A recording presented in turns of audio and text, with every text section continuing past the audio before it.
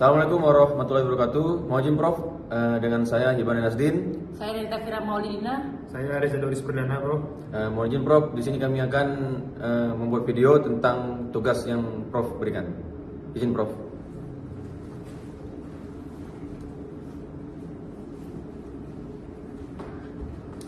Kajian kelayakan proyek transportasi simpang tak sebidang. Untuk paparan ini akan berisikan tentang pemilihan simpang, studi literatur, asumsi yang digunakan, analisis dan juga kesimpulan.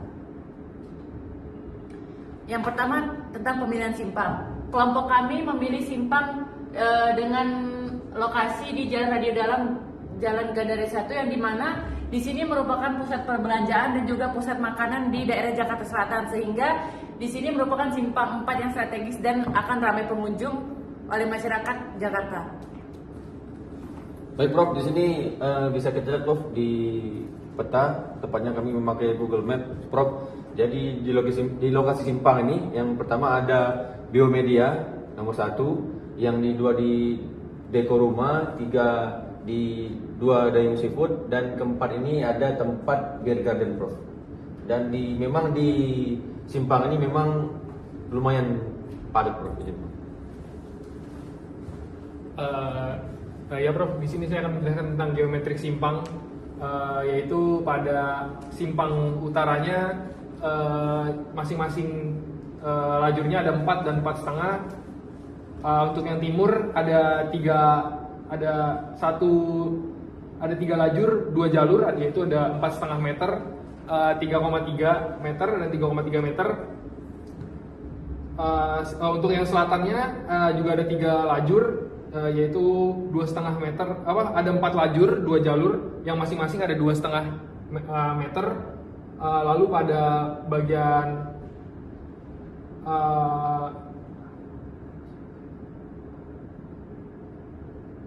di bagian baratnya ada juga ada 3 lajur, yang dimana ada 2,8 meter, 2,8 meter dan 4,5 meter. Untuk kondisi existing dengan derajat kejenuhan saat ini melebihi nilai kritis yang dimana melebihi dari 0,85. Panjang antrian kendaraan mencapai lebih dari 200 meter pada jam sibuk. Rata-rata tundaan kendaraan mencapai 60 detik per SMP. Dominasi kendaraan pribadi, sepeda motor dan juga kendaraan umum. Untuk proyeksi pertumbuhan lalu lintas mengalami peningkatan volume lalu lintas 4-6% terjadi di per tahunnya. Dan untuk derajat kejenuhan akan mencapai nilai di atas 1,0 dalam 5 tahun ke depan. Baik Prof, ini untuk kapasitas dan derajat kejenuhan. Di sini kami sudah menghitung baik dari lebar, arus jenuh dasar, arus yang disesuaikan, waktu hijau per fasenya Prof di lampu merahnya, kapasitas sudah kami hitung, dan derajat kejenuhan. Di sini kami hitung satu persatu Prof dari setiap arah, ada utara, selatan, timur dan barat. Lalu pada panjang antrian dan tundaan, untuk lengan selatan dan lengan timurnya derajat kejenuhannya sudah melebihi 0,8, yaitu ada di 1,45 dan 1,62, di mana panjang tundaan rata-ratanya itu bisa pada yang melebihi derajat kejenuhan 0,85, yaitu di selatan tundaan per detiknya ada 494, di timur itu ada 659, di mana tundaan totalnya itu di selatan 453 dan timur ada di 646. Untuk permasalahan yang timbul di simpang yang kami ambil, yang pertama potensi kemacetan yang semakin parah, peningkatan waktu tempuh dan tundaan, dan juga risiko kecelakaan lalu lintas yang lebih tinggi. Nah, terus Prof, dari permasalahan timbullah solusi Prof yang kami tawarkan. Jadi yang pertama, kami akan membangun simpang tak sebidang sebagai solusi komprehensif, dan yang kedua, pastinya kami akan mengurangi konflik lalu lintas dan meningkatkan kapasitas simpang tersebut Prof. Izin Prof. Lalu manfaat implementasi yang tak sebidang itu adalah pengurangan signifikan tundaan kendaraan dan peningkatan level of service simpang. Yang kedua adalah meningkatkan keselamatan pengguna jalan dan mendukung mobilitas yang lebih lancar dan pertumbuhan ekonomi kawasan. Untuk studi literatur yang mendukung tugas kami itu yang pertama yaitu capital expenditure. Biaya pengeluaran pada awal investasi pada proyek ini dapat digunakan biaya konstruksi atau pembangunan perlintasan tidak sebidang atau biaya lain yang dikeluarkan untuk pengadaan penunjang. Terus yang kedua, operating expenditure, yaitu biaya operasional akan dianalisis selama masa operasi, yaitu dalam kurun waktu 10 tahun dengan tingkat suku bunga per Januari 2026. Untuk perhitungan revenue diperhitungkan dari externalities cost seperti penurun waktu perjalanan dan juga pengkhianatan BOK karena adanya perlintasan tidak sebidang sehingga meningkatkan kinerja lalu lintas. Dan untuk analisa finansial, didapatkan hasil yang dimana menggunakan cash flow akan disesuaikan dengan syarat masing-masing analisis sehingga dinilai layak secara finansial. Baik Prof, dari semua tadi didapat evaluasi kelayakan dengan rumus BCR, present value dibagi dengan capital cost, di mana bisa kami dapatkan dengan rumus yang ada 3 macam dari yang bisa kami pelajari Prof, di mana NPF ini adalah nilai bersih sekarang dengan BT-nya besaran total dan CT-nya besaran total dari komponen biaya dikurangi dan dibagi dari 1 itu rumus Prof plus R-nya tingkat suku bunga Prof.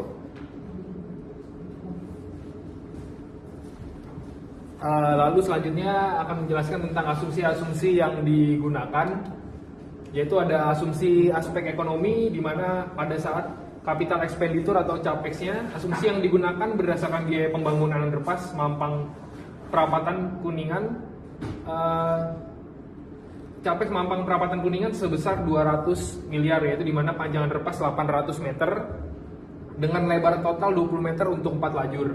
Sehingga biaya per meter untuk pembangunan underpass Mampang Perapatan Kuningan ialah 12.500.000 per meter persegi.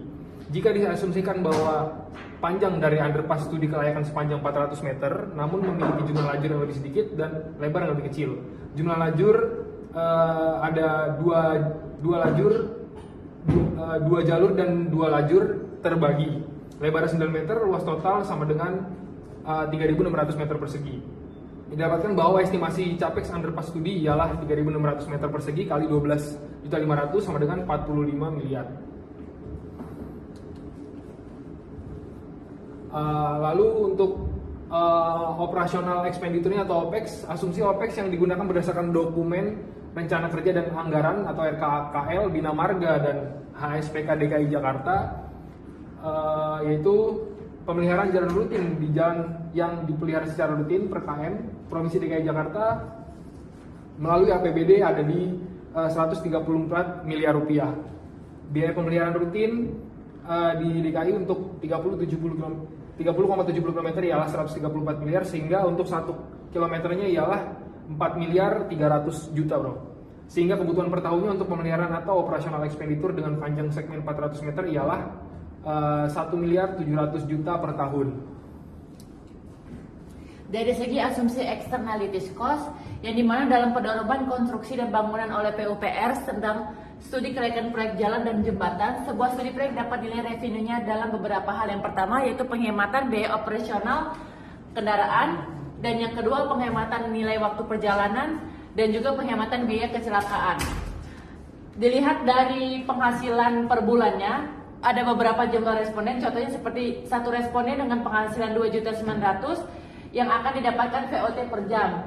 Dan kami melakukan analisa dari range penghasilan dari 2.900.000 hingga 15 juta yang dihasilkan nilai waktu rata-rata berdasarkan penghasilan karyawan berupa 52.273 dan berdasarkan kecepatan tempuh kilometer per jam. Contohnya seperti 13 km per jam, didapati total biaya operasional kendaraan sebanyak 5.146 dan begitu juga untuk kecepatan tempuh 20 km per jam dengan total biaya operasional kendaraan 4.397. Baik Prof, kita masuk ke bagian 4, ini analisis, di mana di sini kami membahas analisis teknis Prof, di mana perbandingan kinerja lalu lintas karena adanya simpang tak sebidang yang bisa kita bilang tuh underpass Berdasarkan penelitian sebelumnya terkait dengan perbedaan kinerja lalu lintas antara sebelum adanya underpass dengan setelah underpass, Prof. Jadi berdasarkan studi yang dipaparkan oleh Syaharani Maruapei dan beberapa temannya di 2019, kinerja lalu lintas pada tahun 2020 mengalami penurunan, Prof. sebanyak 43,1% dengan rata-rata derajat kejenuhan turun dari 1,23 menjadi 0,53. Hal ini diasumsikan dikarenakan tidak ada simulasi antara sebelum dan sesudah dibangunnya underpass pada lokasi studi yang dikaji. Jadi memang simulasi itu memang diwajibkan harus dilakukan karena untuk mengkaji apakah yang kita pakai itu baik atau tidak, Prof. Izin, Prof. Lalu ada analisis revenue, Prof, di mana ada penghematan BOK atau biaya operasional kendaraan berdasarkan asumsi yang digunakan sebelumnya, yaitu pada kecepatan tempuh 13 km per jam, 18 km per jam, dan 20 km per jam. Di mana kita mendapat total BOK kenapa yang 20 km per jam itu lebih sedikit karena ketika kita melakukan perjalanan dengan 20, semakin cepat kita melakukan perjalanan, maka biaya operasional kendaraan pun akan semakin kecil gitu.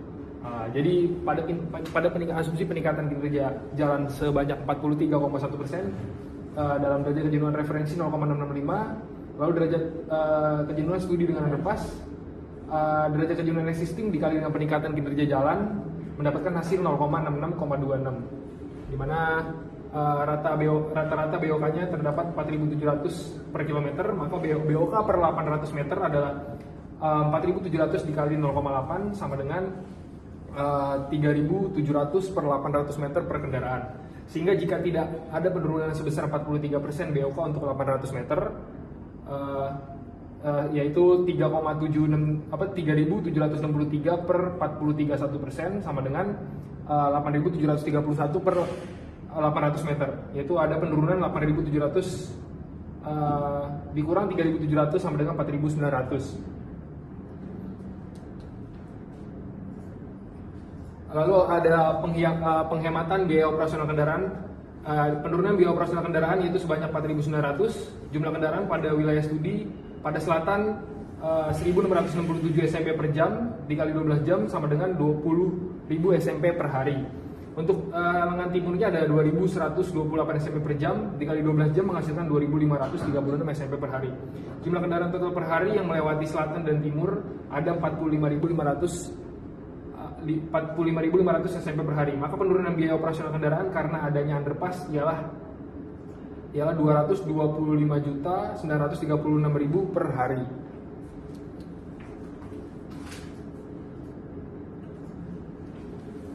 Untuk penghematan nilai waktu perjalanan atau value of time, yaitu yang dimana value of time DKI Jakarta sebanyak 52.273, yang dimana sesuai dengan simpang yang kita ambil tadi, di daerah bagian selatan memiliki tundaan rata-rata sebanyak 494,866. Untuk di bagian timurnya memiliki tundaan rata-rata sebesar 659,093, yang dimana mengalami peningkatan kinerja jalan sebanyak 43,1%. Jumlah kendaraan pada wilayah studi di selatan ada 1.667 yang dikalikan dengan 12 jam sehingga mendapatkan hasil 20.004. Dan di bagian timur jumlah kendaraannya 2.128 yang dikalikan dengan 12 jam dengan total 25.536 SMP per hari. Lalu kita hitung penurunan tundaan rata-rata. Di bagian selatan terdapat 214,16 detik tundaan. Di bagian timur terdapat 282,71 detik tundaan. Untuk penghematan waktu perjalanan, di daerah bagian selatan melakukan penghematan sebanyak 1.189,71 jam per harinya. Di bagian timur terdapat 2.006,01 jam per hari. Sehingga penghematan nilai waktu perjalanan dikalikan dengan value of time DKI Jakarta memiliki total sebanyak 167.097 sekian per harinya. Baik, Prof. Di sini kami sudah melakukan analisis ekonomi transportasi, di mana dengan banyak yang kami hitung dari capital expenditure, operational expenditure, penghematan biaya operasional kendaraan, penghematan nilai waktu perjalanan, dan total externalities cost. Ini yang pertama kita dapatkan di capital expenditure-nya 45 miliar, di operational expenditure-nya di 1.797 sekian per tahun, penghematan di biaya operasional kendaraannya di sini Prof ada per hari, ada per tahun dengan di per harinya 225 sekian per hari dan 82 miliar sekian per tahun Prof. Di penghematan nilai waktu perjalanan ada sekitar 167 sekian per hari dan 60 miliar sekian per 40 tahun ya Prof. Jadi untuk total externalities cost-nya kami dapatkan per tahun di 142 miliar 466 133 466 40 ribu rupiah Prof per tahun. Izin Prof. Lalu dilakukan analisis ekonomi transportasinya juga Prof, yaitu pada tahun ke-0 dilakukan pembangunan, setelah dilakukan pembangunan pada tahun 2026 dan sampai tahun ke-10 pada tahun 2036 dengan cash outflow, inflow, net cash flow, faktor present dan NPV, lalu dilakukan dengan perhitungan dengan cost benefit analysis ratio, yaitu present value of benefit per present value of cost, di mana internal rate of return didapat 312,95%, benefit cost-nya, cost ratio-nya didapat di 4,13, lalu present worth of benefit ada di angka 45 miliar 500 juta, lalu ada di present worth of cost ada di angka 11 miliar 35 juta rupiah. Kesimpulan yang dapat kita ambil dari simpang yang kami tiga ambil, yaitu yang pertama, investasi awal dan biaya operasional, yang dimana proyek membutuhkan investasi awal sebesar 45 miliar pada tahun ke-0, yaitu pada tahun 2026. Biaya operasi dan pemeliharaan O dan M meningkat secara bertahap dari 1,75 miliar hingga 2,9 miliar per tahunnya, yang dimana dapat mengikuti inflasi dengan asumsi suku bunga 5,75%. Yang kedua, manfaat ekonomi tahunan berupa penghematan waktu dan biaya operasional kendaraan menghasilkan penerimaan ekonomi tahunan yang terus meningkat dari sekitar 142 miliar hingga 146 miliar. Yang ketiga, ada arus kas bersih positif. Seluruh tahun dalam periode analisis menunjukkan arus kas bersih net cash flow positif, menandakan proyek menghasilkan manfaat lebih besar daripada biayanya setiap tahun. Kesimpulan yang kelima Prof, dari internal rate of return yang bisa kita singkat IRR, IRR-nya mencapai 312,95%. Jadi ini sangat jauh melampaui tingkat diskonto dan suku bunga acuan nasional, menunjukkan tingkat pengembalian investasi yang sangat tinggi.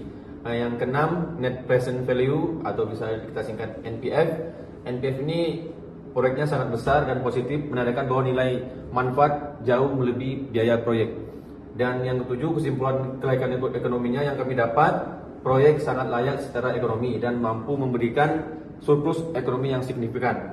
Dan selain keuntungan finansial, proyek juga memiliki manfaat sosial seperti peningkatan efisiensi, pastinya tentang efisiensi mobilitas, bukan efisiensi anggaran yang sekarang terjadi Prof, pengurangan kemacetan, penghematan biaya transportasi pada masyarakat.